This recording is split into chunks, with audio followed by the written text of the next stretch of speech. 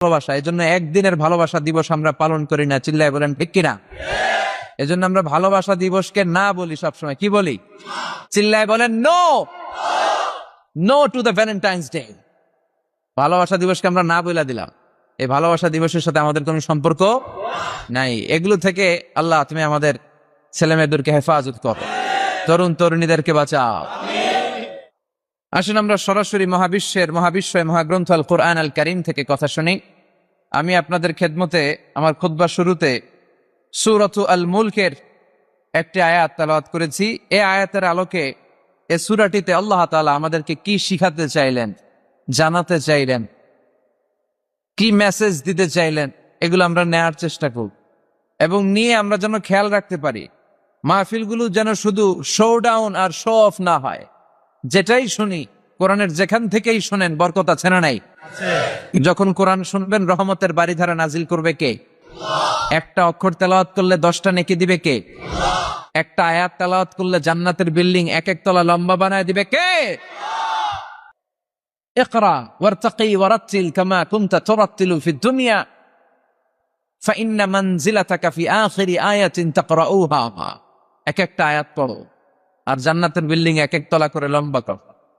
পৃথিবীর সবচেয়ে বড় বিল্ডিং হচ্ছে বুর্জ আল খলিফা। এটার কত লম্বা? খুব সম্ভবত 163 তলা লম্বা। আর দুনিয়াতে যারা কোরআন পড়ে আপনারা জান্নাতে হাজির হবেন, আপনাদের বিল্ডিং গুলো হবে কয়েক কোটি তলা লম্বা। যত আয়াত পড়ছেন তত আয়াত লম্বা। সারা জীবনে যদি 2 লক্ষ আয়াত পড়া হয়ে থাকে আপনার জান্নাতের বিল্ডিং হবে 2 লক্ষ তলা। আল্লাহ বলবেন পড় আর বিল্ডিং লম্বা কর।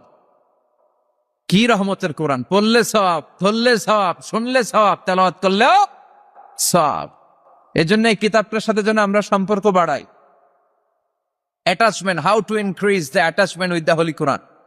কোরআনের সাথে আমাদের সম্পর্ক আমরা কিভাবে বাড়াতে পারি? প্রতিদিন তেলাওয়াত করতে হবে, আবৃত্তি করা জানতে হবে সহি শুদ্ধভাবে। মুসলমানদের অবস্থা এমন হয়েছে, বিশ্বের সবচাইতে নন্দিত এই কিতাবটা একটু তেলাওয়াত করবার সময়টুকু আমাদের হয় না। ব্যস্ত, we are leading very super busy life. খুব ব্যস্ত আমরা, কোরআন পড়ার সময় নাই। প্রতিদিন যেন একটু তেলাওয়াত করি। রাজি আছেন তো দেবিদ্বারের ভাইয়েরা? প্রতিদিন একটু একটু তেলাওয়াত করা যাবে? আরেকটা কথা সব জায়গায় আমি বলি, মাতৃভাষায় এই কোরআনটাকে আপনাদের জানতে হবে। You have to know the holy Quran, the messages of the holy Quran in your own mother tongue, in your own language. আপনার নিজ ভাষায়। আমাদের ভাষা কি? কথা বলেন বাংলা। এই বাংলা ভাষায় যেন আমরা কোরআন পড়ি, কোরআন শিখি। কোরআন আল্লাহ কি জানাতে চাইলেন, কি শিখাতে চাইলেন, বাংলা ভাষায় যেন আমরা এটা শিখি, আত্মস্থ করার চেষ্টা করি। দেখবেন মসজিদুল হারামে শায়েখরা যখন নামাজ পড়ায়, শায়েখ আব্দুর রহমান আস-সুদাইস, উনি যখন আযাবের আয়াত পড়ে উনি কাঁদে। কাঁদে না? আবার মুসল্লিরাও পেছন থেকে কাঁদে। এর কারণ উনিও আযাবের অর্থ বুঝে, মুসল্লিরাও অর্থ বুঝে।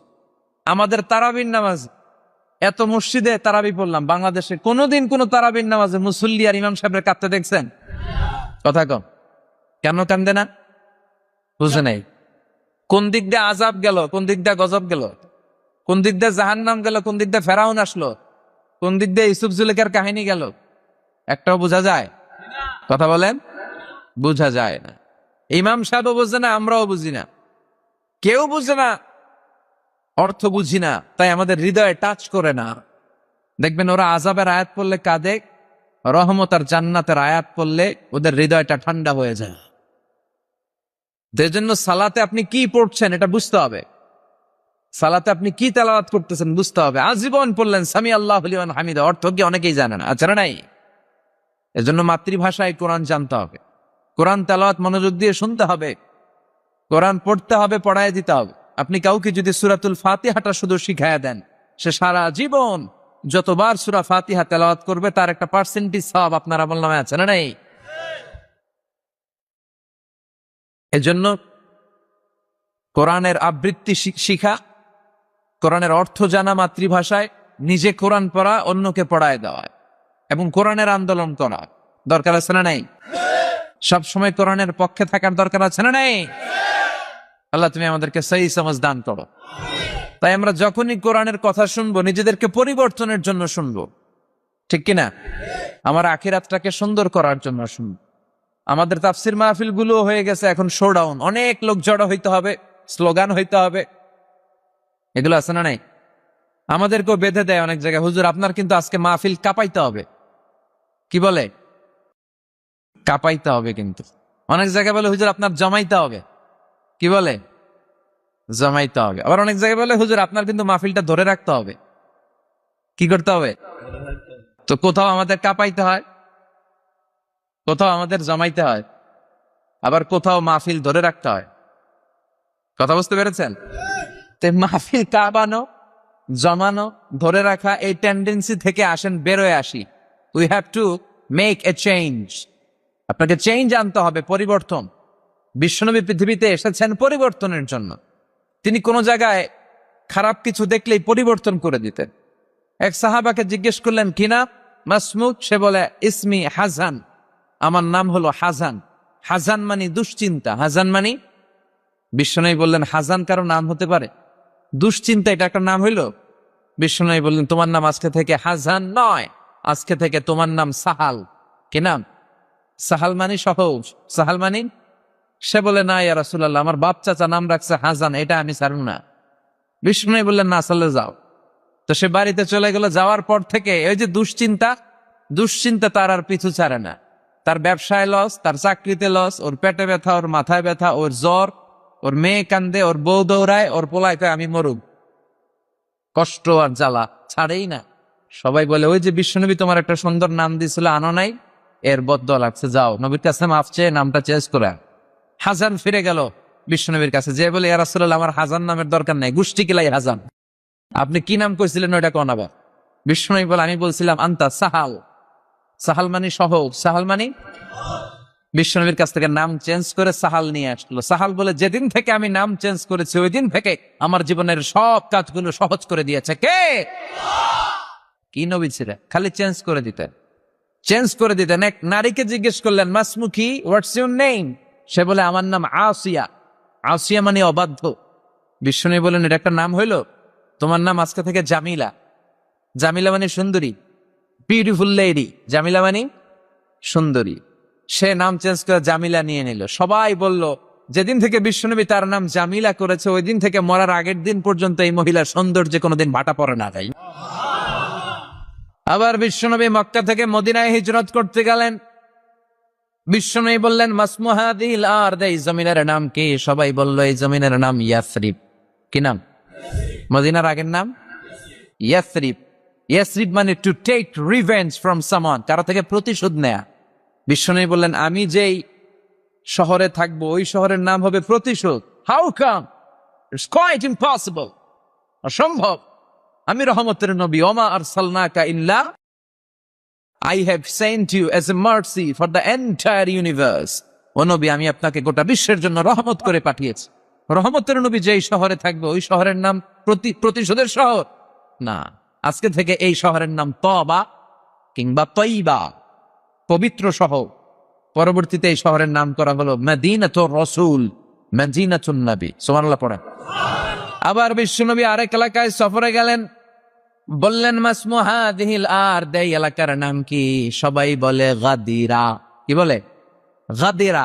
গাদিরা মানে আরদুন লা শাজারা ফিহি ওয়ালা নাবাত, এমন শহর যে শহরে কোনো গাছ পালা লতা পাতায় ঘাস জন্মায় না। বিশ্বনবী বললেন এটা একটা নাম রাখছো তোমরা, গাদিরা। এই গাদিরা নামের কারণেই তো এলাকায় কোনো গাছপালা হয় না, ওই এলাকায় কোনো গাছ হবে না। বিশ্বনবী বললেন মিনাল ইয়াউম, আজকে থেকে এই এলাকার নাম গাদিরা নয়, আজকে থেকে এই এলাকার নাম আমি চেঞ্জ করে দিলাম গাদিরা। খাদেরা মানে সবুজ। খাদেরা মানে কি? বিশ্বনবী নাম চেঞ্জ করে দেওয়ার সাথে সাথে ওই এলাকায় ঘাস লতা পাতায় সবুজ শ্যামল হয়ে যাবে। এই জন্য পরিবর্তন লাগবে। We have to make a change. পরিবর্তন লাগবে। এই লোক দেখানো মানসিকতা থেকে আমাদের বেরিয়ে আসতে হবে। মাহফিল কাঁপানো, মাহফিল জমানো, মাহফিল ধরে রাখা, এগুলার কোনোদিন বলবেন? বলবেন? সব হবে আমাদের একজনের খুশির জন্য। তিনি কে? চিল্লায় বলেন আল্লাকা সিররুন ইনদাল্লাহ বাইনাকা আনতা ওয়া বাইনাল্লাহ, আল্লাকা সাদাকাতুন তাখফা লা ইয়ালামুহা ইল্লাল্লাহ, আল্লাকা সিররুন ইনদাল্লাহ বাইনাকা আনতা ওয়া বাইনাল্লাহ আল্লাকা সাদাকাতুন তাখফা লা ইয়ালামুহা ইল্লাল্লাহ সুবহানাল্লাহ। আল্লাকা সিররুন ইনদাল্লাহ বাইনাকা আনতা ওয়া বাইনাল্লাহ, তোমার আর তোমার আল্লাহর মধ্যে এমন কোন গোপন বিষয় আছে নাকি যেটা আল্লাহ ছাড়া কেউ জানে না? তোমার জীবনে এমন কোন গোপন দান আছে নাকি যেটা আল্লাহ ছাড়া কেউ দেখেনি? আমরা এখন দেখায় দেখায় দান করতে চাই, আছে না নাই? অমুক সমাজপতি শিল্পপতি 2 লক্ষ টাকা বলেন মারহাবা, আছে না নাই? লোক দেখানো দা, এটা মিজানের পাল্লায় উঠালে কোনো ওজন হবে না। আপনি গোপনে 1 টাকা দিচ্ছেন, এটারে উহুদ পাহাড়ের সমান ওজন করে আমলনামায় তুলে দিবে কে?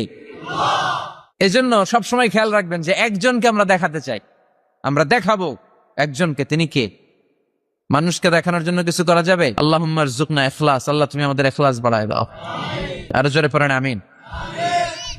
আমরা আজকে সূরাতুল মুলক থেকে কথা শুনবো। মুলক সূরার নাম কি? এই সূরার অনেক ফজিলত আছে। এই সূরা রাত্রিবেলা যারা তেলাওয়াত করবে তাদের কবরের আযাব হবে না। কবরের কথা শুনলে ভয় লাগে না? একদিন মাটির ভেতরে হবে ঘরে মন আমার, কেন বান্ধ দালান ঘর, প্রাণ পাখি উড়ে যাবে পিঞ্জর ছেড়ে, ধরা ধামে সবই রবে তুমি যাবে চলে, বন্ধু বান্ধব যত মাতা পিতা দ্বারা সুত সবই হবে তোমার পরে মন আমার, কেন বান্ধ দালান ঘর, ঠিক কিনা? চলে যেতে হবে, কেউ থাকতে পারবো না। কিন্তু এই জিনিসটা আমাদের স্মরণেই আসে না। এত ব্যস্ততা, এত মায়া জাল, এত মায়ার জালে আমরা আটকে আছি। এত ব্যস্ত লাইফ, সকালবেলা অফিস, বিকেল বেলায় অমুক কাজ, তারপরে অমুক কাজ, একটার পর একটা কাজ চলতেই থাকে। এই ব্যস্ততার কারণে আমাদের জীবনটা সুপার বিজি লাইফ আমরা লিড করছি, আমাদের জন্য সময়ই নাই, কিন্তু চলে যেতে হবে। এজন্য সাইয়েদনা ওমরে ফারুক বলছেন, মুতু ক্বাবলা আন তামুতু, মরার আগে একবার মরো, হাসিবু ক্বাবলা আন তুহাসাবু আলাইকুম, তোমার হিসাব নেওয়ার আগে তুমি তোমার একবার হিসাব নাও। আমাদের প্রত্যেকের নিজের একটা হিসাব আছে না নাই? কথা বলেন। নিজে খাতা কলমের মধ্যে একটু লিস্ট করবেন যে আমি জীবনে এই ভালো কাজ করেছি, এই খারাপ কাজ করেছি, আসলে আমার অবস্থানটা কই হওয়া উচিত। নিজে খাটের মধ্যে একবার শটাং হয়ে মরার মতো শুয়ে থাকবেন, ভাববেন যে আমি মরে গেছি। ভাবেন না কি হবে? ছেলেমেয়েরা কান্না করবে, আত্মীয় স্বজন কান্না করবে, মাইকে অ্যানাউন্সমেন্ট হবে, অমুক এলাকার অমুক ভাই আমাদের মাঝে দুনিয়ায় নাই। বিশাল দেবিদ্বারের ময়দানে আপনার জানাজা হবে, খাটিয়াতে করে নিয়ে যাওয়া হবে। শুয়ে শুয়ে ভাববেন, আগে থেকে খুদে রাখা কবরে আপনাকে ফেলে বাঁশ দিয়ে উপরে মাটি চাপা দিয়ে চলে আসবে।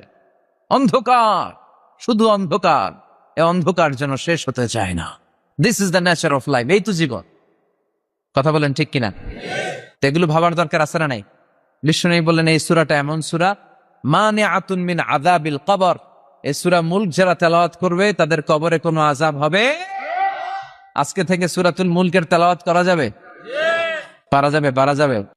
আসেন না নিজেদেরকে একটু পরিবর্তন করি, আসেন না নিজেদের আমলের ঝুলিতে আরো কিছু বাড়াই, নিজেদের আমলগুলাকে সুন্দর করি, নিজেদেরকে আর একটু পরিচ্ছন্ন করি। প্রতিদিন রাতে সূরাতুল মুলক তেলাওয়াত করবেন ইনশাআল্লাহ। কইতে পারলেন না? 2 নম্বর ফজিলত, শাফাআত লি সাহিবিহা। এই সূরা যারা তেলাওয়াত করবে, এই সূরা তেলাওয়াতকারীর জন্য আল্লাহর কাছে সুপারিশ করবে। 3 নম্বর ফজিলত, খাসামাত আন সাহিবিহা।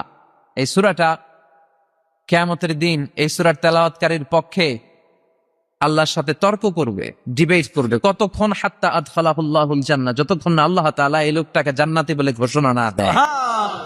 আল্লাহ যতক্ষণ অ্যানাউন্স করবে he is from paradise, he will enter the paradise, আমার এই বান্দা জান্নাতে ঢুকবে, এই সার্টিফিকেট দেওয়ার আগ পর্যন্ত এই সূরা সামনে দাঁড়ায় আল্লাহর সাথে তর্ক করতেই থাকবে। আবার বিশ্বনবী বলেন, মান ক্বারা বিহা ফি লাইলাতিন ফাকাদ আকসারা ওয়া আতাবা। রাত্রি বেলায় যেই ব্যক্তি এই সূরাটা তেলাওয়াত করবে তার রাত্রিটারে বরকতময় করে দিবে কে? এজন্য বিশ্বনবী বলতেন, আমি চাই আমার প্রতিটা উম্মতের হৃদয়ে এই সূরাটা গাঁথা থাক। আমার নবী চাইতেন আমাদের অন্তরে যেন এই সূরাটা মুখস্থ থাকে। আমরা চাই না? 30টা মাত্র আয়াত। কয় আয়াত? সবাই বলেন কয় আয়াত? প্রতিদিন এক আয়াত মুখস্থ করলে আমাদের পুরো সূরাটা মুখস্থ করতে লাগবে কয়দিন? 30 দিন। 1 মাসের চেষ্টা এই সূরাটা মুখস্থ করা যাবে না? দেবিদ্দারের ভাইয়েরা, করা যাবে? আওয়াজ করে পড়েন ইনশাআল্লাহ। এই সূরার মাহাত্ম্য হচ্ছে, এই সূরা আপনার দৃষ্টিভঙ্গিকে চেঞ্জ করবে, আপনার চিন্তার জগতে আন্দোলন তৈরি করবে, আপনার চোখকে খুলে দিবে, আপনার ঘুমন্ত বিবেককে জাগিয়ে দিবে। বিশেষ করে যারা স্রষ্টা নিয়ে সন্দেহে থাকে তাদের জন্য এটার ভিতরে ডোজ আছে, মেডিসিন আছে। ইয়াং ছেলে পেলে অনেকে আমাদের প্রশ্ন করে, হুজুর আল্লাহরে নিয়ে অনেক প্রশ্ন জাগে, স্রষ্টার অস্তিত্ব নিয়ে, আখেরাত নিয়ে, কবরের জীবন নিয়ে আমাদের প্রশ্নের অভাব নাই, কারণ নাস্তিক্যবাদের ছড়াছড়ি আশেপাশে আছে না নাই? ইয়াং যারা আছে তোমাদেরকে একটা বই পড়ার সাজেস্ট আজকে আমি করে যাই। বইটার নাম অনেকে জানে, প্যারাডক্সিক্যাল সাজিদ। কি নাম? লেখক হচ্ছে আরিফ আজাদ। লেখক কে? আরিফ আজাদ। বইটার নাম প্যারাডক্সিক্যাল সাজিদ। 21 বই মেলায় এটা দ্য বেস্ট সেলার হয়েছিল, এজন্য নাস্তিকদের মাথা গরম। কথা বলেন। সে আরেকটা বের করছে, প্যারাডক্সিক্যাল সাজিদ 2। এই প্যারাডক্সিক্যাল সাজিদ 1, প্যারাডক্সিক্যাল সাজিদ 2 প্রতিটা যুবকের সাথে সাথে রাখার দরকার। It's an eye opener for you. এই সূরাটা আপনাদের জন্য আই ওপেনার, চোখ খুলে দিবে। একটু চিন্তা করলেই বুঝবেন যে নাস্তিকদের যুক্তিগুলো খুবই হালকা। ওরা স্রষ্টাকে মানতে চায় না, আল্লাহরে মানতে চায় না। এর কারণ ওরা বলে আনসিন ইজ নাথিং, যেটারে দেখি না ওইটা মানি না। নাউজুবিল্লাহ পড়বেন না? কিন্তু ওরা ওদের জীবনে অনেক কিছু দেখে না, ওরা মানে না। কথা কন। আচ্ছা, আপনি আপনার জীবনে সরাসরি চোখ দিয়ে আমেরিকা দেখছেন? কথা কয়নি। তা আমেরিকা যে আছে মানেন না? যারা এখনো হজে যান নাই, যারা এখনো যান নাই, কাবা ঘর নিজ চোখে সরাসরি দেখছেন? টিভিতে না, টিভিতে তো সবাই দেখছে। সরাসরি কাবা ঘর দেখছেন? তো আপনি যে দেখেন নাই, আপনি সৌদি আরব যে আছে, কাবা ঘর যে আছে মানেন না? নাস্তিকরা বাতাস খালি চোখে দেখে না, দেখে, কিন্তু নাস্তিকরা বাতাস মানে না। Why do you believe on that? তো বাতাস মানুষ কেন? তোর দাদা, তোর বাবা কোনোদিন বাতাস দেখছে? তুই তোর চোখ দিয়ে কোনোদিন বাতাস দেখেছিস? Do you see the air in the atmosphere? উত্তরে বলবেন নো। So why do you believe on that? বাতাস বিশ্বাস করো কেন? Do you see the migraine pain when someone feel in his head? কেউ যখন মাথা ব্যথা অনুভব করে বলে যে আমার মাথাটায় প্রচন্ড ব্যথা। ওর যে মাথা ব্যথা দেখা যায়? কথা বলেন। ভাইজানের মাথা ব্যথা প্রচন্ড দেখা যাচ্ছে? মাথা ব্যথা থাকলেও মাথার অবস্থা যা, না থাকলেও এটা দেখা যায় না। So why do you believe on that? মাথা ব্যথা দেখা যায় না, তো বিশ্বাস করস কেন? এগুলো কপাল পড়া, এগুলো হচ্ছে নাম্বার 1 হাদারা মুল্লুক্কা পাঠা। এদের দলিলগুলো একেবারে নড়বড়ে। কুফানগরীতে এক নাস্তিক ছিল, সে বলে বেড়াতো আমি আল্লাহরে দেখি না তাই মানি না। কুফানগরীর লোকজন বলে আমাদের এক ইমাম আছে নাম নু'মান ইবনু সাবেত, ওনার সাথে বসলে তুমি আল্লাহরে দেখতে পাবা। সে বলে তাই, তাহলে তোমাদের ইমামকে ডাকো। সাইয়েদনা ইমাম আবু হানিফা টাইম দিলেন, এই জুমার নামাজের পরে ঠিক ভর দুপুরে 2টায় সবাই আমরা একত্রিত হব। নাস্তিকও আসবে, সাইয়েদনা ইমাম আবু হানিফাও আসবে। জুমার সালাতের পরে লোকের বন্যা বয়ে গেল, বাঁধ ভাঙা জোয়ার, অনেক মানুষ। নাস্তিক এসেছে, লক্ষ লক্ষ লোক এসেছে, আসে নাই ইমাম আবু হানিফা। আসে না আধা ঘন্টা, 1 ঘন্টা, 2 ঘন্টা পরে আসছে। নাস্তিক বলে এই তোমাদের ইমাম, যার কোনো সময়ের জ্ঞানী নাই, এর সাথে কিসের তর্ক? সাইয়েদনা ইমাম আবু হানিফা বলে ইনদি উযর, আমার ওজর আছে। কি ওজর? সাইয়েদনা ইমাম আবু হানিফা বলেন আমি ঘর থেকে বের হয়ে আসার পথে একটা নদী পার হয়ে আসতে হয়। আজকে এসে দেখি নদীর মধ্যে কোনো মানুষ টানুষ নাই, নৌকা নাই, মাঝি নাই, কিচ্ছু নাই। তো হঠাৎ দেখলাম পাশে বিশাল বড় একটা গাছ, এই গাছটা এমনি এমনি 2 ভাগ হয়ে গেল। হঠাৎ গাছ থেকে এমনি এমনি লম্বা তক্তা হয়ে গেল, এমনি এমনি তক্তাগুলো জোড়া লেগে নৌকা হয়ে গেল। আর নৌকা আমার সামনে আসলো, মাঝি ছাড়া, লগি বৈঠা ছাড়া আমি নৌকায় যেয়ে বসলাম। নৌকাটা আমার নিয়ে টান দিয়ে সাঁ করে ওপার নিয়ে গেল। তো এই যে এই কাজগুলো আর প্রসেসিং গুলো হতে আমার 2 ঘন্টা সময় লেগেছে। নাস্তিক কয় তবে ইমাম গাঞ্জা খাইছে, মাথার তার ছিঁড়া গেছে। নাহলে কোনো সুস্থ মানুষ এই কথা বলতে পারে?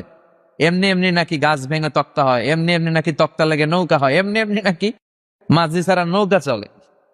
সাইয়েদনা ইমাম আবু হানিফা বললেন এই তো আপনি লাইনে চলে আসছেন, আপনারে বুঝানো এখন আমার খুব সহজ হবে। এমনি এমনি গাছ কাটে না করাত ছাড়া, এমনি এমনি তক্তা জোড়া লাগে না নৌকা হয় না মিস্ত্রি ছাড়া, এমনি এমনি নৌকা চড়ে না মাঝি ছাড়া, তাহলে এত বিশাল বড় আকাশটা কেমন করে এমনি এমনি হলো? জমিনটা কেমন করে এমনি এমনি হলো? সাগর, মহাসাগর, পাহাড়, মরুভূমি কেমন করে এমনি এমনি হলো? এগুলোর একজন স্রষ্টা আছে না নাই? নাস্তিক তো তাই তো। আসলেই তো আমি হাদারাম, আসলেই তো আমি উল্লুক্কা পাঠা।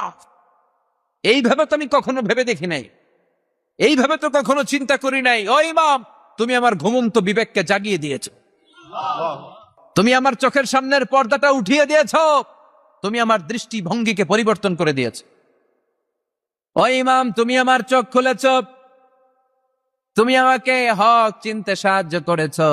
আর দেরি করতে চাই না, আমারে পড়িয়ে দাও লা ইলাহা ইল্লাল্লাহু মুহাম্মাদুর রাসূলুল্লাহ।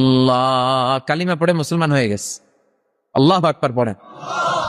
এমনি নাস্তিকদের জন্য এই সূরার ভেতরে আল্লাহ তাআলা অনেক দিগদর্শন রেখেছেন, জীবন দর্শন রেখেছেন। আল্লাহ বুঝাতে চান যে গোলাম, আমারে চেনার জন্য, আমারে দেখার জন্য তোর ডক্টরেট ডিগ্রি লাগবে না, তোর ব্যাচেলর ডিগ্রি, মাস্টার্স ডিগ্রি লাগবে না। তুই আমার সৃষ্টির দিকে একটু নজর করে তাকা, একটু ঠান্ডা মাথায় চিন্তা করে দেখ, একটু সাগরের দিকে তাকা, একটু নদীর দিকে তাকা, একটু পাহাড়ের দিকে তাকা। তাকালেই তুই বুঝবি সামওয়ান ইজ কন্ট্রোলিং এভরিথিং।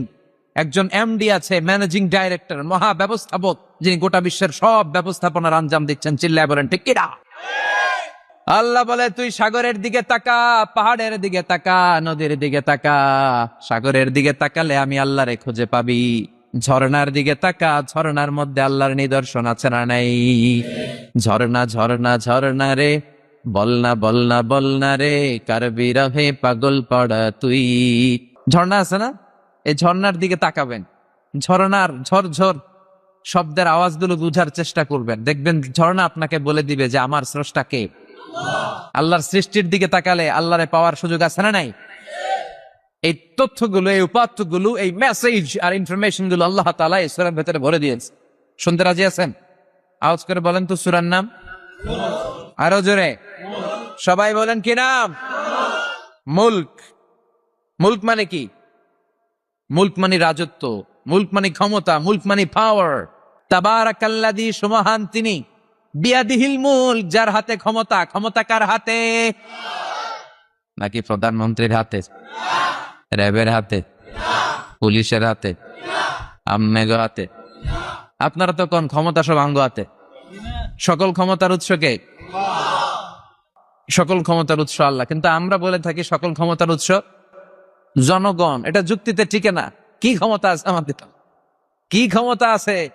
কোনো ক্ষমতা নাই। মানুষকে আল্লাহ তেমন কোনো ক্ষমতাই দেয় নাই। যেটা দিছে এটার ক্ষমতা বলা যায় না। চিল্লায় বলেন ঠিক কিনা? আসল ক্ষমতার মালিক হলেন আল্লাহ। আমাদেরকে তো আল্লাহ দুর্বল করে বানিয়েছেন। ওয়া খালাকাল ইনসানু দাঈফা, আমাদেরকে দুর্বল করে তৈরি করেছে কে? শুধু আমরাই দুর্বল না, আমি দুর্বল, আমার বাপ দুর্বল, আমার দাদা দুর্বল, আমার 14 গোষ্ঠী দুর্বল। আমরা দুর্বলের ঘরের, চিল্লায় বলেন দুর্বলের ঘরের। সেই দুর্বলের ঘরের দুর্বল কয় আমরা সব ক্ষমতার উৎস। কি ক্ষমতা আছে আমার? আজকে মাহফিলের প্যান্ডেলের পেছন থেকে বলে, কেউ যদি বলে ওঠে হুজুর সাপ, কি বলে? শব্দ। আমি আমার নানা ঘরে লয়ে দৌড় দিমে দিবে, দৌড়া চাচা আপন প্রাণ বাঁচা। সাপ কথাটা তো মজা করে বললাম, এতে অনেকে খুঁজতেছে আসলে কি সাপ। আর আসলেই যদি একটা anaconda, C snake, black mamba, king cobra, Python এসে ফস করে যদি প্যান্ডেলে একটা ঢুকতো, পাওয়া যেত কাউরে? কথা কম। তো এই হচ্ছে আমাদের ক্ষমতা। সাপ বাদ দেন, বাবা ব্যাংক চিনেন? 10টা বাবা ব্যাংক, 2টা এই স্টেজে আর বাকি 8টা প্যান্ডেলে যদি ছেড়ে দেওয়া হয়, বাবা ব্যাংক আর কি লাভ দিবে? এর চেয়ে বড় লাভ দিবেন আপনারা? বাবা ব্যাংকের চেয়ে বড় লাভ দিয়ে আমরা দৌড়াইতে শুরু করব। কত অসহায় আমরা, কত দুর্বল। বল্লা পোকা, মৌমাছি আমাদেরকে কামড় দিয়া উড়াল দেয়, এটা ধরে যে মারমু এটাও পারি না। কুত্তায় আঙ্গরে কামড়াইলে আমরা কুত্তারে কামড়াইতেও পারি না। কি অসহায়। পিঁপড়া কামড় দিলে আমরা কিছু করতে পারি না। কানের ভিতরে যদি কারো পিঁপড়া ঢুকে থাকে বুঝবেন সে মজাটা। হ্যাঁ, বাঁচার কোনো সুযোগ নাই, কোনো ক্ষমতাই নাই। এরপরও আমরা বলি সব ক্ষমতার মালিক আমি। দেখবেন যাদের ডায়রিয়া হয় আর 5-7 বার টয়লেটে গেছে, এর চেহারার দিকে তাকানো যায় না। এই হইলো আমাদের অবস্থা। 5-6 বার টয়লেটে গেলে আর ওর দইরা দাঁড় করানো যায় না। আই মরে যাইম, আরে সবাই মাফ করে দেন, আই আর হাইতেন না, আমি পারবো না, আমার মাফ করে দেন। পারবি না কেন? তুই না ক্ষমতার উৎস। কথা কন। আসলে আমাদের কোনো ক্ষমতা নাই, আমরা দুর্বল। আসল ক্ষমতার মালিক একজন, চিল্লায় বলতে হবে তিনি কে। আমরা যে কত দুর্বল। ন্যাচারাল ক্যালামিটি অর ডিজাস্টার যখন হয়, প্রাকৃতিক দুর্যোগ, তখন নিজের অবস্থা খেয়াল করবেন। বন্যার সময় মানুষের কি অবস্থা হয়, ঠিক কিনা? ভূমিকম্পের সময় কি অবস্থাটা হয় আমাদের। 3টার দিকে যদি ভূমিকম্প হয়, দৌড়, লুঙ্গি পইরা দৌড়, লুঙ্গি ছাড়াও দৌড়, আগে যান বাঁচাও। পাগল হয়ে যায়। বাচ্চাটারে কোলে নিয়ে দৌড়াবো, না স্ত্রীকে ঘুম থেকে জাগাবো, না ভাড়াটিয়াদেরকে উঠাবো, না নিজেই ছাদের উপর থেকে লাফ দেবো। ত্রাস, ভয়, ভূমিকম্প, সবাই দৌড়। দেখবেন ভূমিকম্প হইলে বাড়িওয়ালাও দৌড়, ভাড়াটিয়াও দৌড়। নাকি ভাড়াটিয়ারা দৌড়ায়, বাড়িওয়ালারা দৌড়ায় না? কথা কন। ডোনাল্ড ট্রাম্প যে বিল্ডিং এ থাকে, ওইটাতে ভূমিকম্প হইলে ডোনাল্ড ট্রাম্প তো দৌড়াবে না? না, ডোনাল্ড ট্রাম্পও দৌড়াবে। আমি কিছু টেলিভিশনের লাইভ প্রোগ্রাম দেখেছি, ওখানে উপস্থাপক আর অতিথিরা ক্যামেরা ট্যামেরা মেকআপ টেকআপ নিয়ে বসছে। একটু পরে শুরু হয়েছে ভূমিকম্প, মাইক ধুইয়া দিয়া উপস্থাপক দৌড়। তো যেহেতু মেকআপ টেকআপ একেবারে ক্যামেরা ট্যামেরা সব সেটিং, অতিথিরা ওঠে না, একটু পরে আবার নাড়াচাড়া, এবার অতিথিও দৌড়। বাঁচার জন্য সব দৌড়। এই হচ্ছে আমাদের ক্ষমতার দৌড়াত্ম। এরপরও আমরা বলি আমরা নাকি ক্ষমতার উৎস। তুফান হলে, এইখানে একটা তুফান হলে 70 কিলোমিটার বেগের জাস্ট বাতাসটাকে যদি আল্লাহ এর তীব্রতা যদি বাড়িয়ে দেয়, সব দৌড় আমরা। কথা কন। আল বাহরু জুনদুম মিন জুনুদিল্লাহ, আর রিহু জুনদুম মিন জুনুদিল্লাহ। বাতাস আল্লাহর সৈনিক, আগুন আল্লাহর সৈনিক, তুফান আল্লাহর সৈনিক। চিল্লা এখন ঠিক কিনা? 2004 সালের সুনামির কথা ভুলে গেছেন? ইন্দোনেশিয়া একটা প্রদেশ আছে, বান্দা আছে, এক ধাক্কায় 3 লক্ষ সাগরের ভেতর। জাপানের কান্টো শহরে 1 লক্ষ নয়, একটা ধাক্কায়, কয়েক সেকেন্ডের ব্যবধান। একটু আগে নাচানাচি করতেছিল, ধুম্মা চলে ধুম, একটু পরে সব হয়ে গেছে ধুম ধুম। একেবারে সাইজ করে ফেলছে কে? আহা, কোনো ক্ষমতা নাই। ক্ষমতার মালিক কে? এজন্য রাব্বুল আলামিন বলেন, তাবারাকাল্লাযী বিয়াদিহিল মুলকু ওয়া হুয়া আলা কুল্লি শাইইন কাদির। সুমহান সেই সত্তা যার হাতে ক্ষমতা, ক্ষমতা কার হাতে? কক্সবাজারে দেখবেন একটা দ্বীপ আছে, একমাত্র দ্বীপ যেটাতে পাহাড় আছে, নাম মহেশখালী। ওইখানে বৌদ্ধদের স্বর্ণ মন্দির আছে। ওখানে তুফান টুফান শুরু হইলে বৌদ্ধরাও জিকির করা শুরু করে দেয় আল্লাহ। সুবহানাল্লাহ কইবেন না? তুফানে পড়লে দেখবেন হিন্দু, বৌদ্ধ, আস্তিক, নাস্তিক সবাই জিকির করে একজনের, চিল্লায় বলেন তিনি কে? আমরা মাঝে মাঝে আমাদের প্রোগ্রাম স্কেডিউল এত টাইট থাকে, মাঝে মাঝে আমরা প্লেনে, হেলিকপ্টারে এক জেলা থেকে আরেক জেলায় যাই বাধ্য হয়ে। সিলেটে প্রোগ্রাম, কক্সবাজারে প্রোগ্রাম, ওই অমুক জায়গায় প্রোগ্রাম, তো ফ্লাইট ধরা লাগে। তো আমরা আভ্যন্তরীণ ফ্লাইটে চড়ে চড়ে আমরা যাই। তো আমরা যখন যাই, ওখানে কিছু এয়ার হোস্টেস থাকে বিমানের ভেতরে, এদেরকে বলে বিমানবালা। খুব সুন্দরী স্মার্ট নারীদেরকে তারা রিক্রুট করে, নিয়োগ দেয়। এদের যদি 3-4টা সন্তান হয়ে যায়, এদেরকে আবার চাকরিতে রাখে না। সৌন্দর্যটাই যাদের পুঁজি। তারা লিপস্টিক মেখে, পারফিউম মেখে, মেকআপ করে, ভেরি বিউটিফুল লেডি। ওরা আসে, এসে আমাদেরকে খাবার টাবার দেয়, ইনস্ট্রাকশন দেয়। তো বিমানটা, আভ্যন্তরীণ বিমানগুলো বাংলাদেশের ভেতরে যেগুলো চলে, এগুলো 14 থেকে 15,000 ফিট উপরে ওঠে। তো বিমানটা প্রথমে রানওয়েতে ট্যাক্সি করে, মানে বিমান যখন মাটিতে চলে এটাকে বলে ট্যাক্সি। কি বলে? ট্যাক্সি ছেড়ে যখন উপরে ওঠে এটারে বলে টেক অফ। কি বলে? তো এটা যখন বিমানটা যখন টেক অফ করবে, তখন দেখলাম এই এয়ার হোস্টেস গুলো, যেগুলোর পর্দা নাই, হেজাব নাই, শালীনতা নাই, মাইক্রোফোন হাতে নিয়ে ঘোষণা দিচ্ছে, ভদ্র মহিলা এবং ভদ্র মহোদয়গণ, আপনারা আপনাদের সিট বেল্ট গুলো বেঁধে নিন। এখনই আমাদের উড়োজাহাজটি শাহজালাল আন্তর্জাতিক বিমানবন্দর থেকে শাহ আমানত বিমানবন্দরের উদ্দেশ্যে 15,000 ফিট দিয়ে উড়ে যাবে। এরপরে পড়তে শুরু করে আল্লাহু আকবার, আল্লাহু আকবার, আল্লাহু আকবার। তো আমি উল্টা ঘুরে তাকাইলাম, কি রে এই মাইয়া আল্লাহু আকবার কয় কেমনে? গুইরা দেখি হাতের মধ্যে এরকম কাগজ, এই কাগজ থেকে দেখে দেখে পড়তেছে, উচ্চারণ কিন্তু আমগো মতো না, পড়তেছে আল্লাহু আকবার আল্লাহু আকবার আল্লাহু আকবার সুবহানাল্লাযী সাখখারা লানা হাযা, পুরো দোয়াটাই পড়ছে। ওমা কুন্না লাহু মুকরিনিন ওয়া ইন্না ইলা রাব্বিনা লামুনকালিবুন। তো আমি হিসাব মিলালাম, ঘটনা কি? লিপস্টিক, মেকআপ, সুটেড, বুটেড, পারফিউম মাখা, হিপ হপ স্টাইলের মেয়ে, এরা আল্লাহু আকবার পড়ে কেন? তো তখনই খেয়াল করে দেখলাম যে বিমানটা এখন ছাড়ছে, জমিন ছেড়ে দিয়ে 15,000 ফিট উপরে যাচ্ছে। ওরা খুব ভালো করেই টের পায় এই 15,000 ফিট উপরে যখন বিমান থাকবে, ওরে বাঁচানোর কেউ নাই, ওকে রক্ষা করার কেউ নাই, তখন ওর কোনো পাওয়ার নাই, কোনো ক্ষমতা নাই, চিল্লায় বলেন ঠিক কিনা? তখন কোনো সিকিউরিটি নাই। আহা, কি দুর্বল মানুষ! বিমান বাঁকা হয়ে গেলে সবাই চিল্লায় বাঁচাও। যদি জিজ্ঞেস করেন কে বাঁচাবে, বলবে হুজুর আপনি বাঁচান। আছে না নাই? দুর্বল। আসল ক্ষমতার মালিক হলো একজন, চিৎকার করে বলতে হবে তিনি কে। এজন্য রব্বুল আলামিন বলেন তাবারাকাল্লাযী বিয়াদিহিল মুলকু ওয়া হুয়া আলা কুল্লি শাইইন কাদির। সুবহান সেই সত্তা যার হাতে ক্ষমতা, ক্ষমতা কার হাতে? আমাদেরকে আল্লাহ ক্ষমতা দিয়েছেন, ঠিক, এটা সাময়িক, লিমিটেড, তবে আনলিমিটেড ক্ষমতার মালিক কে? এই যে আমাদের মাননীয় প্রধানমন্ত্রী নতুন টার্মের জন্য আসছে না? কয় বছর? 5 বছর। কোন দেশে আসে 10 বছর, কোন দেশে 15 বছর। তো এই যে আল্লাহ ক্ষমতার চেয়ারে বসে, আল্লাহ আসছে কয় বছরের মেয়াদে? কথা বলেন। 50 বছর? 100? হ্যাঁ, কয়দিন থাকবে উনি? আজীবন। আল্লাহ বলে আমি প্রথম, আমার আগে কেউ নাই, ঠিক কি না? ওয়াল আউয়াল ওয়াল আখির, আমি শেষ, আমার পরে কেউ নাই। আমি প্রকাশ্য, আমি গোপন, সূচনাহীন, অতীতকাল থেকে আমি আল্লাহ ক্ষমতার চেয়ারে বসা, সীমাহীন, ভবিষ্যৎহীন, শেষহীন, ভবিষ্যৎ পর্যন্ত ক্ষমতার চেয়ারে বসে থাকবে কে? আল্লাহ বললেন আমি প্রথম, আমি শেষ। প্রথমে কে? চিল্লায় বলেন, প্রথমে কে? শেষে কে?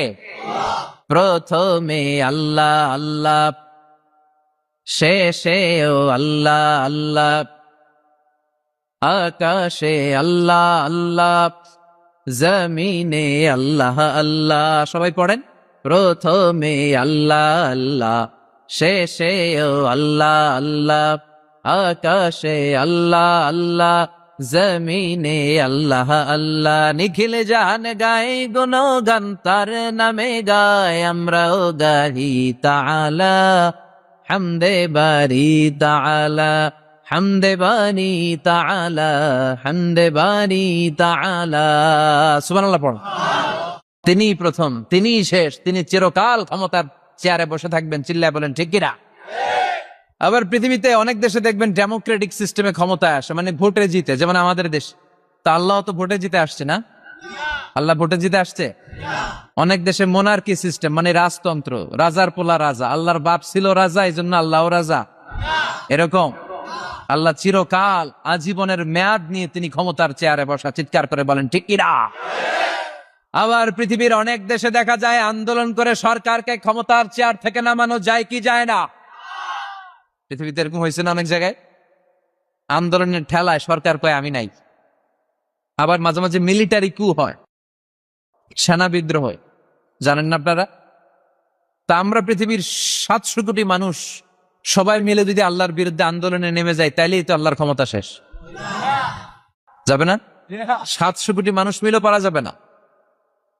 আচ্ছা, জিন জাতি যদি বলে ও মানুষেরা তোদের সাথে আমরাও আছি, মানুষ জিন ভাই ভাই, আল্লাহর আর রক্ষা নাই, আল্লাহর গদি শেষ।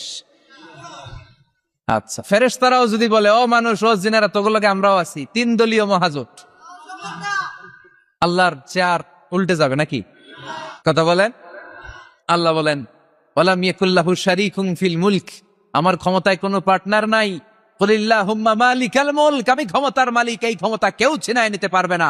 গোটা বিশ্বের সবাই মিলে যদি আমার বিরুদ্ধে আন্দোলন করিস, আমার ক্ষমতার 1 ইঞ্চিও কমবে না, চিল্লায় বলেন ঠিক কি না? সে আল্লাহ বললেন তাবারাকাল্লাযী বিয়াদিহিল মুলকু ওয়া হুয়া আলা কুল্লি শাইইন কাদির। সুবহান সেই সত্তা যার হাতে ক্ষমতা, ক্ষমতা কার হাতে? ওয়া হুয়া আলা কুল্লি শাইইন কাদির, তিনি সব বিষয়ে ক্ষমতাবান। ফাআলুল লিমা ইউরিদ, যা চান তিনি তাই করতে পারেন। তিনি কে?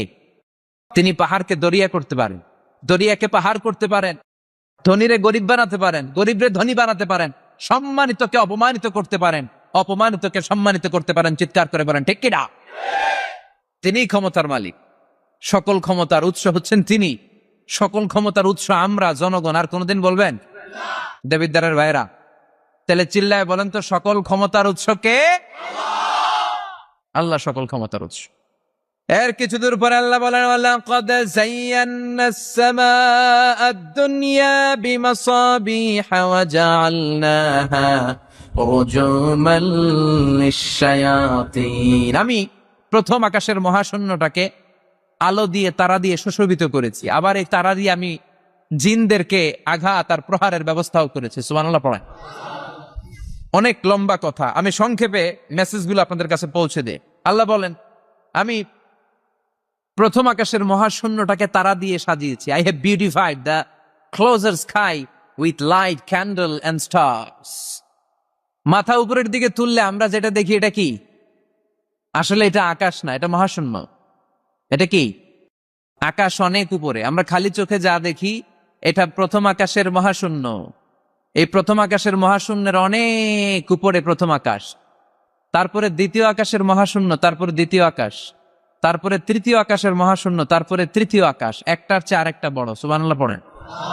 কত বড়?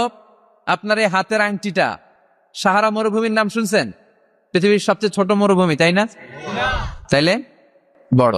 এই বিশাল সাহারা মরুভূমিতে যদি আপনার এই হাতের আংটিটা আপনি ছুঁড়ে ফেলে দেন, এই সাহারা মরুভূমির তুলনায় আপনার আংটি যত ছোট, আল্লাহর দ্বিতীয় আকাশের তুলনায় আল্লাহর প্রথম আকাশটা ঠিক তত ছোট। একটার চেয়ে একটা বড়, একটার চেয়ে একটা বড়। আর আমরা মনে করি কত বিশাল জায়গা নিয়ে আমরা বসে আছি। এই যে দেবিদ্বার প্রপারের আজকের এই প্যান্ডেলের এই পরিবেশটা অনেক বড় মনে হচ্ছে না তাকালে? পুরো দেবিদ্বারের তুলনায় এই প্যান্ডেলটা কত ছোট, কল্পনা করা যায়? দেবিদ্বার হচ্ছে কুমিল্লার 16টা থানার একটা, তাই না?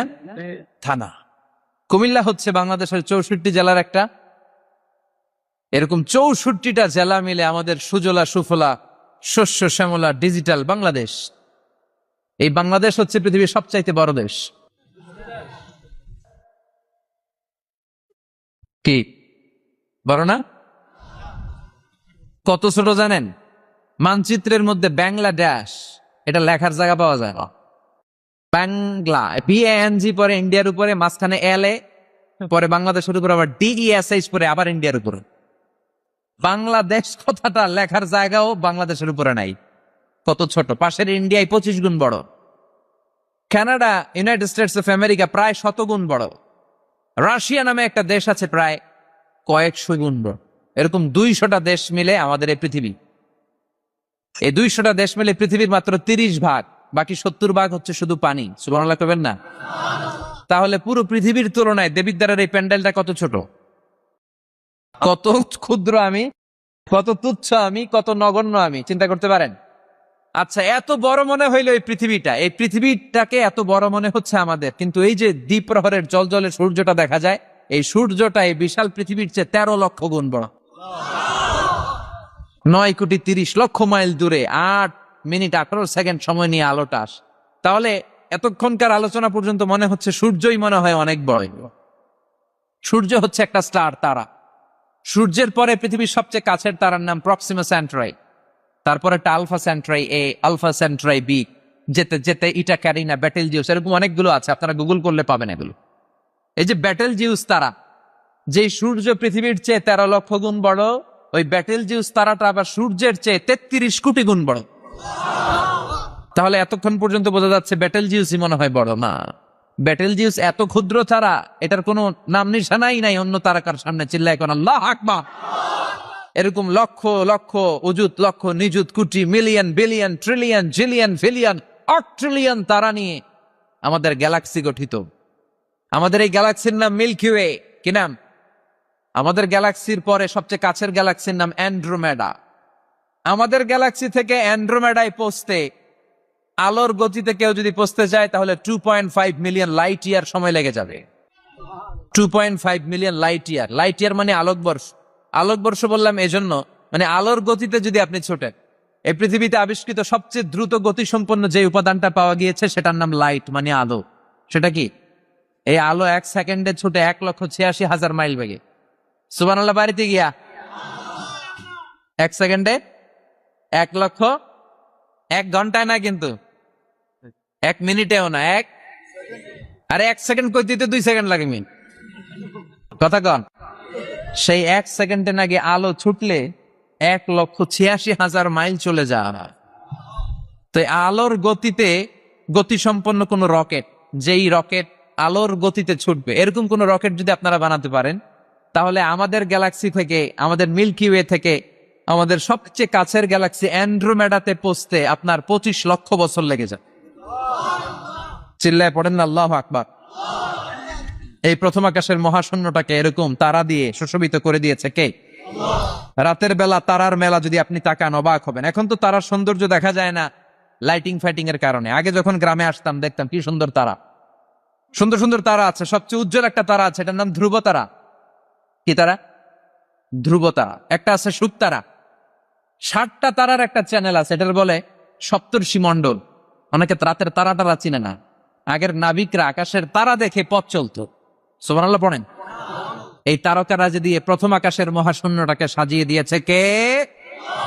এরপরে সূরার প্রথম রুকুর শেষে আল্লাহ বললেন, ওয়াসিররু قولكم أو اجهروا به إنه عليم بذات الصدور ألا يعلم من خلق هو اللطيف الخبير। আল্লাহ বলেন, তুমি গোপনে কিছু বলো কিংবা প্রকাশ্যে বলো, তুমি যাই বলো না কেন, কথাগুলো শোনে কে? আপনি আওয়াজ করে, এই যে আওয়াজ করে আমরা কথা বলতেছি, শুনে কে? আওয়াজ বন্ধ করে মনে মনে ভাবতেছি, ওইটা মনে আল্লাহ শোনে না? কথা বলেন। 7 আকাশের উপরে আল্লাহর আরশ, ওই আরশের উপরে আল্লাহর অবস্থান। 7 জমিনের নিচেও যদি কোনো পিঁপড়া নীরবে নিঃশব্দে হেঁটে যায়, আল্লাহ বলে এত উপর থেকে আমি ওই পিঁপড়ার হেঁটে চলার পায়ের আওয়াজটাও শুনতে পাই। কেউ যেটা শোনে না, শুনে কে? এরপরে আল্লাহ বললেন, হুয়াল্লাযী জাআলা লাকুমুল আরদা যালুলান ফামশু ফি মানাকিবিহা ওয়া কুলু মির রিজকি ওয়া ইলাইহিন নুশুর। আল্লাহ বললেন, তিনি এমন সত্তা যিনি তোমাদের জন্য জমিনটারে সমতল বানিয়ে দিয়েছেন। জমিনের যেখান দিয়ে প্রয়োজন হেঁটে যাও আর রিজিক তালাশ করো, কিন্তু সবশেষে তার দিকে ফিরে যেতে হবে, ঠিক কিনা? জমিনটারে সমতল করলো কে? আজকের এই প্যান্ডেলটা সমতল না? কথা কন না, উঁচা নিচা? আজকে এদিকে যদি উঁচা হইতো, এদিকে নিচা, এদিকে খাদ, এদিকে গর্ত, এদিকে আবার উঁচা, বসতে পারতেন? কি সমতল! বিমান থেকে নিচের দিকে তাকালে এটা ভালো টের পাওয়া যায়, মনে হয় সবুজ কার্পেটিং করা। এটা একটা কার্পেট, এটা একটা কার্পেট, কার্পেট কার্পেট। পুরো বাংলাদেশটা মনে হয় যেন আল্লাহ তাআলা সবুজ কার্পেট দিয়ে ডেকোরেশন করে রেখেছে। আল্লাহ বলে, সবুজ কার্পেট দিয়ে ডেকোরেশন করেছি দেখে ভেবে নিও না তোমরা বেঁচে গেছো। নাফরমানি আর গাদ্দারি করলে সবুজ কার্পেটের ভিতরে আগুন আছে না নাই? কি মেকানিজম? উপরে কার্পেট, নিচে আগুন। কার্পেটের নিচে কি? আল্লাহ কোরআনে কসম কেটেছেন, ওয়াল বাহরিল মাসজুদ, ফুটন্ত সাগরের পানির কসম। দুনিয়ার কোন সাগরের পানি গরম না, সব ঠান্ডা, কিন্তু আল্লাহ বললেন ফুটন্ত টকবকে সাগরের পানির কসম আমি খেলা। অনেক গবেষণা হলো এই সাগরের পানি নিয়ে। আমেরিকান নেভাল একাডেমির এক চিফ ইঞ্জিনিয়ার, উনি বললেন কোরআনে পাওয়া গেল টকবকে সাগরের পানির কসম, কিন্তু সাগরের পানি তো ঠান্ডা, এখানে গরম আসলো কোত্থেকে? আসলে আল্লাহ সাগরের নিচে যে গরম মজুদ রেখে দিয়েছেন ওইটার দিকে খেয়াল করে বলেছে। তো সে গবেষণা করতে চাইলো, দেখি সাগরের ভেতরে আগুন কই আছে। কোরআন যেহেতু বললো টকবকে সাগরের পানির কসম, আসলে কোনো আগুন টাগুন খুঁজে পাওয়া যায় কিনা। সে সাগরের ভেতরে পাইপ ঢুকাতে শুরু করলো, জোড়া লাগিয়ে লাগিয়ে গবেষণা। তো পাইপ যেতে যেতে অনেক সাগরের গভীরতা শেষে তলা পাওয়া গেল। তলার ভেতরে সে ড্রিল করে পাইপ ঢুকাতে লাগে। সে পেয়ে গেল মাটির স্তর, এরপরে পাললিক শিলার স্তর। পৃথিবীর ভিতরে কিন্তু অনেকগুলো স্তর আছে জানেন। এই যে পানিগুলো আমরা নষ্ট করি, এই পানি কিন্তু খাই, আমাদের পেশাবই আমরা খাই। আমাদের এই প্রস্রাবও যদি পৃথিবীর 4-5টা স্তর শেষে নিচের দিকে চলে যায়, এটা মিনারেল ওয়াটারের মতো হয়ে যায়। এই 4-5টা স্তর মাটির ভেতরে রেখে দিয়েছে কে? পাললিক শিলা, রূপান্তরিত শিলা, আগ্নেয়গিরির শিলা। এরপরে যখন সে পাইপ ঢুকাতে শুরু করেছে, সে দেখতে পেল এই পাইপগুলো গলে গলে গলে গলে পানি হয়ে যায়। এত আগুন, এত গরম, সে তো অবাক। সে অবাক, পৃথিবীর ভিতরে এত আগুন আসলো থেকে, তো এই আগুনের টেম্পারেচারটা কতটুকু পাওয়ারফুল এটা চেক করার দরকার আছে না নাই? সে বলল, I need fire proof pipe, bring from America. America থেকে ফায়ার প্রুফের পাইপ আনো, পরীক্ষা চালায় দেখ। ফায়ার প্রুফের পাইপ আনা হলো, এবার ফায়ার প্রুফের পাইপ ঢুকাইতে শুরু করছে। সাগর শেষে তলা, পাললিক শিলা, রূপান্তরিত শিলা, আগ্নেয়গিরির শিলা। ওই আগ্নেয়গিরির শিলার পরে যখন ফায়ার প্রুফের পাইপ ঢুকাতে শুরু করেছে, যেই পাইপে আগুন ধরে না, সে দেখতে পেল ফায়ার প্রুফের পাইপগুলো আগুনে গলে গলে ধোঁয়া আর পানি হয়ে যাবে। তাহলে এই সবুজ কার্পেটিং এর নিচে আগুন আছে না নাই? এই আগুন মজুদ করে রেখেছে কে? সে আল্লাহ বললেন, আমিনতুম মান ফিস সামাই আন ইয়াখসিফা বিকুমুল আরদা ফাইযা হিয়া তামুর। তোমরা কি ভেবেছো নাকি সবুজ কার্পেটের উপরে আনন্দে নাচানাচি করবা, আনন্দে লাফালাফি করবা, কিন্তু এই জামিনটারে মুহূর্তের মধ্যে দোলা দিয়ে দিতে পারে কে? খাসাফ মানে হচ্ছে ল্যান্ডস্লাইড, মুহূর্তে ভূমিটা কেঁপে যেতে পারে, পুরো পৃথিবীটা ফাইদা হিয়া তামুর কেঁপে উঠবে, ট্রেমব্লিং, ভাইব্রেশন শুরু হয়ে যাবে, পুরো পৃথিবীটার কাঁপাকাঁপির চোটে তোমরা এটার উপর দাঁড়িয়েও থাকতে পারবে না। তার মানে নিচে, এই পৃথিবীর নিচে আযাব আর গজব, আগুন মজুদ করে রেখেছে কে? আবার আল্লাহ বলল, উপরের দিকে তাকাও, দেখবা মেঘমালায়, মেঘমালার উপরও আমি আল্লাহর আযাব আছে না নাই? আমিনতুম মান ফিস সামাই আন ইউরসিলা আলাইকুম হাসিবা ফাসাতা'লামুনা কাইফা নাযীর। আমি চাইলে উপর থেকে আইয়ুরসিলা আলাইকুম হাসিবা, হাসিবা মানে হচ্ছে পাথর বৃষ্টি, শিলাবৃষ্টি। দেবিদ্বারে তো কখনো শিলাবৃষ্টি হয় নাই না? কবে হয়েছে? এবছর হয়েছিল। শিলাবৃষ্টি হইলে দেখবেন যে ছাগল গরুর মাথায় পড়লে বড় বড় শিলা, ছাগল মরে যায়। মানুষের মাথায় পড়লে মানুষ মরে যায়, টিনের চাল ভেঙে যায়, বাড়িঘর ভেঙে সব শেষ। তো এরকম শিলাবৃষ্টি যদি হয় আমরা বাঁচবো? অ্যাসিড বৃষ্টি হলে, উল্কা বৃষ্টি হলে, উল্কা বৃষ্টি, পৃথিবীর সবচাইতে বড় সাইজের উল্কাটা পড়েছিল দক্ষিণ আফ্রিকার হোবা সিটিতে। ওটার ওজন ছিল 60 মেট্রিক টন। 6 metric ton? কথা কন। আজকে প্যান্ডেলের উপরে যদি একটা পড়ে, দেবিদ্বার থানার উপরে যদি পড়ে, পুলিশ ফাঁড়ির উপরে যদি পড়ে, বঙ্গভবনের উপরে যদি পড়ে, ক্যান্টনমেন্টের উপরে যদি পড়ে, বাঁচাবে কে? Donald Trump. চিল্লায় বলেন, বাঁচাবে কে? তার মানে উপরেও আযাব, নিচেও আযাব, যে কোনো মুহূর্তে এই আযাব দিয়ে আমাদেরকে শেষ করে দিতে পারে কে?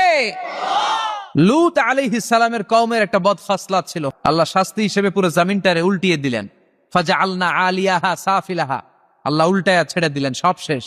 ওইখানে এখন ডেড সি, আল বাহরুল মাইয়িত, মৃত সাগর, গজবের জায়গায়। এই সাগরে কোনো কাকড়া নাই, চিংড়ি মাছ নাই, ব্যাং নাই, শ্যাওলা নাই, মাছ নাই, কিচ্ছু নয়। এরকম মুহূর্তের মধ্যে আযাব আর গজব দিয়ে আমাদেরকে শেষ করে দিতে পারে কে? শুধু বিশ্বনবীর দোয়ার বরকতে আমরা বেঁচে যাই। বিশ্বনবী দোয়াতে বলেছেন, আল্লাহ আমার আগের উম্মতদেরকে তুমি যেমনি আযাব দিয়ে গজব দিয়ে একবারে শেষ করে দিয়েছো, আমার গুনাহগার উম্মতদেরকে এইভাবে শেষ করে দিও না। বিশ্বনবীর দোয়ার বরকতে আমরা বেঁচে যাই। এরপর আল্লাহ বললেন, নাস্তিকরা কি মুক্ত বিহঙ্গের দিকে তাকায় না? বিহঙ্গ মানে পাখি, মুক্ত পাখির দিকে তাকায় না? পাখির দিকে তাকালে পাখির রব আল্লাহরে খুঁজে পাওয়া যায়, ঠিক কিনা? আওয়ালাম ইয়ারাউ ইলাত তায়রি ফাওকাহুম সাফাতিন ওয়া ইয়াকবিদনা মা ইউমসিকুহুন্না ইল্লার রাহমান ইন্নাহু বিকুল্লি শাইইন বাসীর। সুবহানাল্লাহ বলেন। পাখির দিকে নজর করলে পাখির রব আল্লাহরে খুঁজে পাওয়া যায়। আপনি পাখির দিকে তাকায় দেখেন কেমনে উড়ে, ওদেরকে শূন্যে ধরে রাখে কে? কথা বলেন না। মা ইউমসিকুহুন্না ইল্লার রাহমান, আল্লাহ ছাড়া কেউ পাখি ধরে রাখে না। এই পাখির আরবি হচ্ছে তয়ের। পাখির আরবি কি? বিমান আরবিও তয়ের। পাখি আরবি যা, বিমান আরবিও তা। এটার উপর গবেষণা করে বিমান আবিষ্কৃত হয়েছে। সুবহানাল্লাহ কইবেন না? কিন্তু আমরা করতে পারি নাই, করেছে আমেরিকান দুই ভাই। আমরা আছি ফতুয়াবাজি নিয়ে, কথা গাওয়ান। আমরা আছি মারামারি নিয়ে, কার পিছনে কেমনে লেগে থাকা যায়, কারে কেমনে টাইনা নামানো যায়। একজন জিজ্ঞেস করতেছে, এত খেলা থাকতে হাডুডু বাংলাদেশের জাতীয় খেলা কেন? হাডুডু বাংলাদেশের জাতীয় খেলার নাম? তার একজন উত্তরে বলতেছে, এর কারণ বাংলাদেশে কেউ উন্নতি করবে, ভালো কাজ করবে, এটা অন্যরা সহ্য করতে পারে না। উপরে উঠতে চাইলে ওরা ঠ্যাং ধরে নামাবে। এজন্য হাডুডু খেলা এই দেশের জাতীয় খেলা। হাডুডু খেলা দেখছেন? একটা সামনে যাইতে চাইলে সবাই কাবাডি কাবাডি কাবাডি কাবাডি, বইলাই ওর ঠ্যাং ধরে কি করে পিছনের দিকে নিয়ে তোর সামনে যাইতে দিবেই না। তো এই হচ্ছে আমাদের স্বভাব, চিল্লাই বলেন ঠিক কিনা? খালি ফতুয়াবাজি, ও খারাপ, ও খারাপ, ও কাফের, ও কাফের, ও 20 কারণে কাফের, তুই 40 কারণে কাফের। এই কাফের মারা গেলে যে কবর দেয়া হবে, কবরের উপর যে ঘাস উঠবে, ওই ঘাস যে গরু খাবে, ওই গরুর দুধ যে খাবে, ও কাফের। কথা বলেন। তো এই ফতুয়াবাজি নিয়ে থাকলে আমরা বিমান আবিষ্কার করবো কেমনে? উইলভার রাইট অর উইল রাইট, দুই ভাই। আওয়ালাম ইয়ারাউ ইলা তাইরি ফাওকাহুম সাফাতিন ওয়া ইয়াকবিন। আল্লাহু আকবার। গবেষণা করে করে এই দুই ভাই বানিয়ে ফেল 1903 সালে। তবে এখনকার মতো এত উন্নত বিমান না। আপনারা আজকেই গুগল করবেন যে কিভাবে ইনভেনশন অফ এরোপ্লেন আবিষ্কার হলো কেমনে, দেখবেন যে দুই ভাই পাহাড়ের মধ্যে শুয়ে শুয়ে মাসের পর মাস পাখি নিয়ে গবেষণা করেছে। আমাদের গবেষণা করার সময়টাও নাই। অন্যদের পিছনে লেগে থাকলে গবেষণার সময় থাকবে? কথা কন। এই দল ওই দলের গালি দেয়, এই দল ওরা কয় তুই ভারতপন্থী, ওই দলের কয় তাহলে তুই পাকিস্তানপন্থী। তো বাংলাদেশপন্থী কেডা? কথা কন। আমরা সাধারণ জনগণ বাংলাদেশপন্থী চিল্লায় বলেন ঠিক কিনা? উইলভার রাইট অর উইল রাইট, দুই ভাই বানায় ফেললো বিমান। 1903 সালে বিমান আবিষ্কার হয়ে গেল। আমেরিকা এক সুবিধা করতে পারে নাই, চলে গেল ফ্রান্স। এক শহর থেকে আরেক শহরে প্রথম বিমান নামাবে। পাখা নাই, ঢাকনা নাই, গ্লাস নাই, ইঞ্জিন নাই, এমন ভাবে বিমানগুলো বানিয়েছে দেখলে হাসি পায়। কিন্তু সেই বিমান আবিষ্কারের পর থেকে এটাকে ইমপ্রুভ করতে করতে, ডেভেলপ করতে করতে আজকে তারা বানিয়ে ফেলেছে বোম সুপারসনিক। সার্চ করবেন বোম সুপারসনিক, সবচেয়ে দ্রুতগামী প্যাসেঞ্জার বিমান। কি নাম? Bomb supersonic. খুব দ্রুত চলে। এর আগে চলতো কনকর্ড, সবচেয়ে দ্রুত। তো বিমান আবিষ্কারের আগে পৃথিবীর সব দেশে ছিল শুধু সেনাবাহিনী আর নৌবাহিনী। যেহেতু এখন বিমান আবিষ্কার, এখন বিমান বাহিনী আছে না নাই? এখন উপর থেকে বোমা মারে। দ্বিতীয় বিশ্বযুদ্ধে আমেরিকা 2টা বোমা মেরেছিল জাপানের 2টা শহরে, হিরোশিমা নাগাসাকিতে। লিটল বয় আর ফ্যাটম্যান মেরে জাপানের ওই 2 শহর বিরান ভূমি বানিয়ে দিয়েছে। এখন ড্রোন হামলা হয়, মিসাইল হামলা হয়, আবার ইদানিংকালে আমরা স্যাটেলাইটও পাঠাই উপরে। আমাদের একটা স্যাটেলাইট আছে না নাই? Bangabandhu satellite channel of Bangladesh আছে না নাই? কিছুদিন আগে নিউজে শুনলাম এটা নাকি উদাও। এটা কি আছে না গেছে?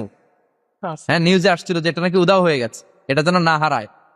অনেক টাকা, আমাদের গরিব মানুষ আমরা, এদেশের খেটে খাওয়া মানুষের টাকা দিয়ে এই স্যাটেলাইট চ্যানেলকে পাঠানো হয়েছে।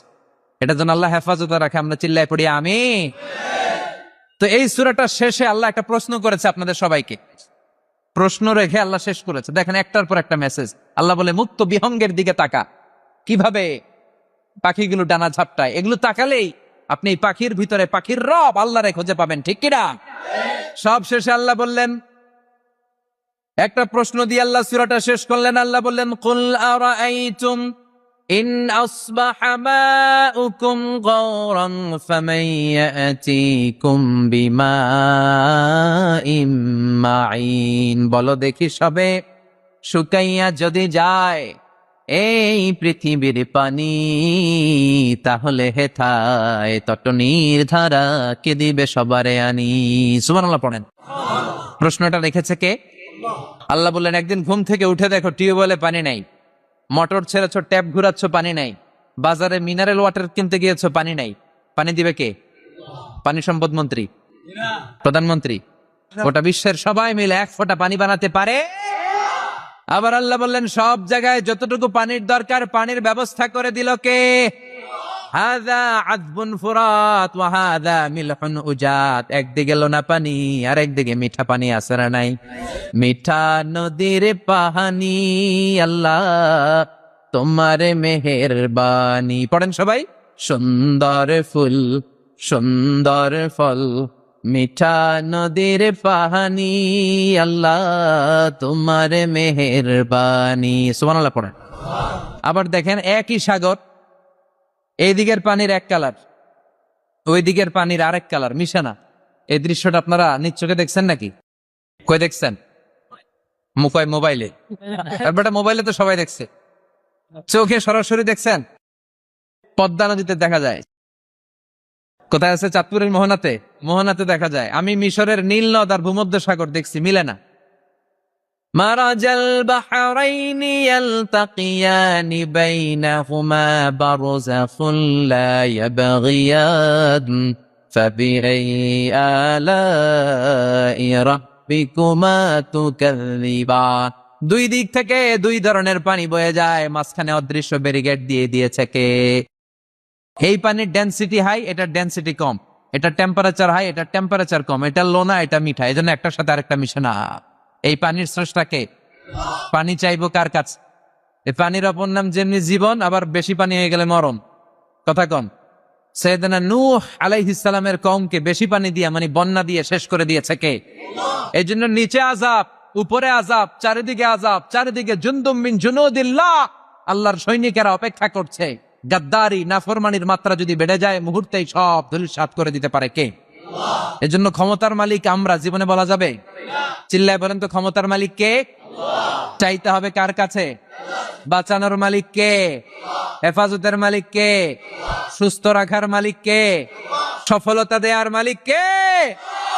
আমরা সব সময় যেন সে আল্লাহর কাছে চাইতে পারি, সে আল্লাহর কাছে হাত পাততে পারি, সে আল্লাহর কাছে ফরিয়াদ করতে পারে। আল্লাহ তুমি তৌফিক দাও।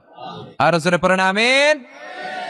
সবাই ভালো থাকবেন, সুস্থ থাকবেন, সুন্দর থাকবেন। আবার হয়তো দেখা হয়ে যাবে কোন তাফসীরুল কোরআনের ময়দানে। সুবহানাকাল্লাহুম্মা বিহামদিকা আশহাদু আল্লা ইলাহা ইল্লা আনতা